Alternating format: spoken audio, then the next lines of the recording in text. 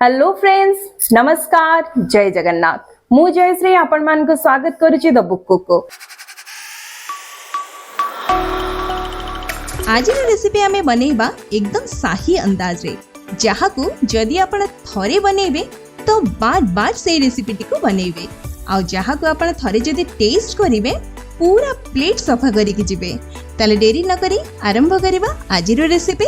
तो वीडियोटी को स्टार्ट करिया पूर्वरु जदि आपण चैनल ने नुआ ताले चैनल को सब्सक्राइब कर दियंतु, पाखरे थिबा बेल आइकन को दबाई दियंतु। चलंतु आरंभ करिबा आजिरो रेसिपी। पनीर अफगानी बनैया पई मु एठी 300 ग्राम रो पनीर को ए भली भाबरे काटि के नै जाय छै। प्रथमे हमें पनीर को मैरिनेट करिबा, सेति पई मसला रेडी करिबा।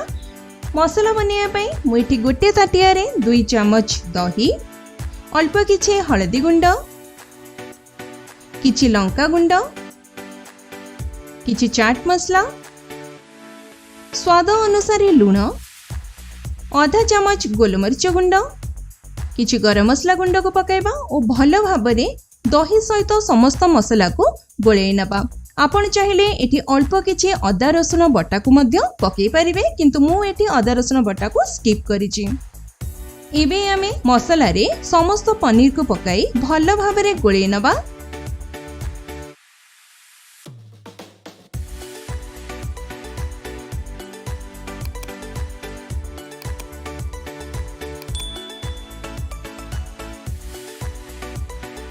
पनीर सहित मसला भलो भाबरे गोळेई हे गला परे 10 रु 15 मिनिट पर्यंत आमे पनीर को मैरिनेट होवा पई छाडी दबा।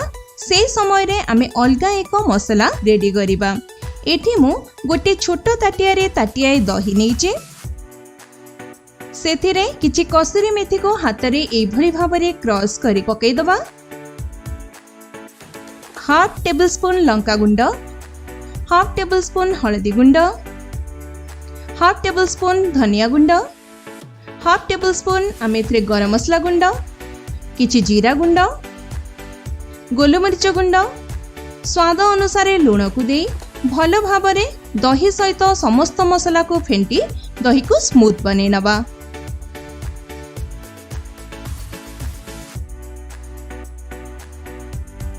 गैस उपरे गोटे पैन को बसाई पैन को गरम करिबा। पैन गरम हैला परे 2 चम्मच घियो आमे सेतरे देबा। घियो गरम हैला परे मैरिनेट करके रखिथिबा पनीर को सेतरे देई आमे ताको शैलो फ्राई करनबा।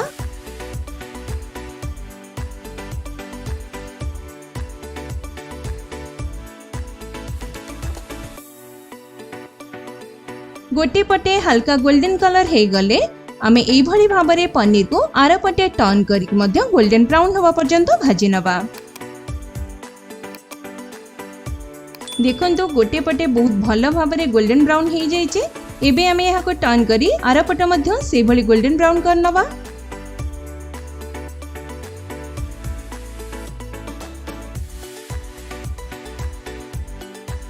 एबे पनीर एठी भाजी हे रेडी हे सालानी। देखंतु बहुत सुंदर देखा जाउचे। ठीक एई भली भाबरे पनीर भजा हबा दरकार। एबे आमे रखिथिबा बाकी पनीर गुडी को मध्य भाजी नबा।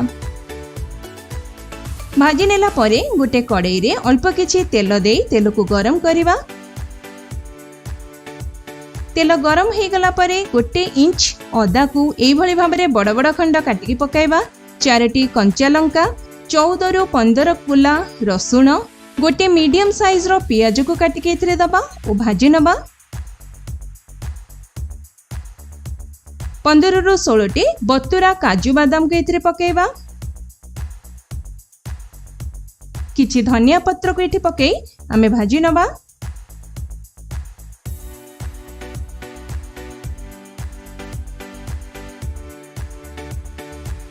एबे आमे एई मसला रे अल्प पानी देई पियाज अदा लंका रसुण को सिझेई नबा।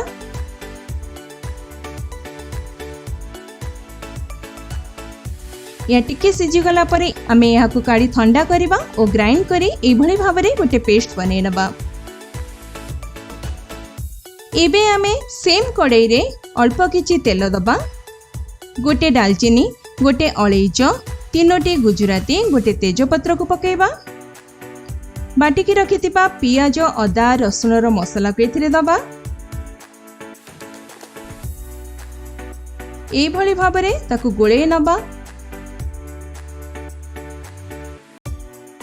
अल्प किछि पानी एथिरे दबा और लीड कवर करी मसला को धीरे आंचरे सिझेबा पई छाड़ी दबा और मझिरे मझिरे लीड हटाई एभली भाबरे गोळौथिबा।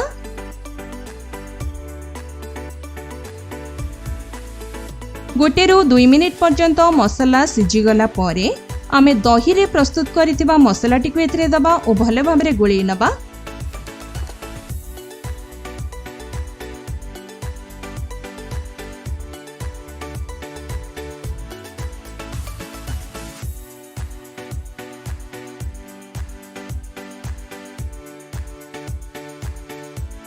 अल्प किछि पानी एथिरे देई आमे लीड कवर करी मसला को फुटिया पई छाड़ दबा, जहा फଳରେ दुईटी जांक मसला भल भाबरे मिसी जिवो।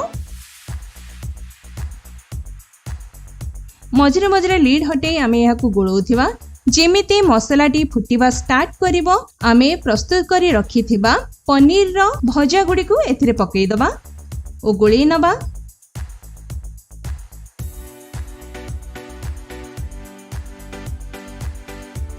पुणी लीड कवर करी 2 रु 3 मिनिट पर्यंत पनीर को ग्रेवी सहित फुटिया पई छाड़ी दबा। 2 रु 3 मिनिट एठी हेई गलानी, तरकारी बनिकी रेडी हेई गलानी। बटर रो गोटे पीस एथिरे पकेइबा ओ किछि कसुरी मेथी को हाथ रे क्रॉस करी या ऊपर पकेई दबा। बनिकी रेडी हेई गला पनीर अफगानी। चलंतु एबे याको सर्व करिबा। यह खाइया पई बहुत ही टेस्टी हेताए, चाहे रुटी हो, पूरी हो, नान हो कि भात हो, गोटे थर रे ही पूरा प्लेट खाली हे जिवो।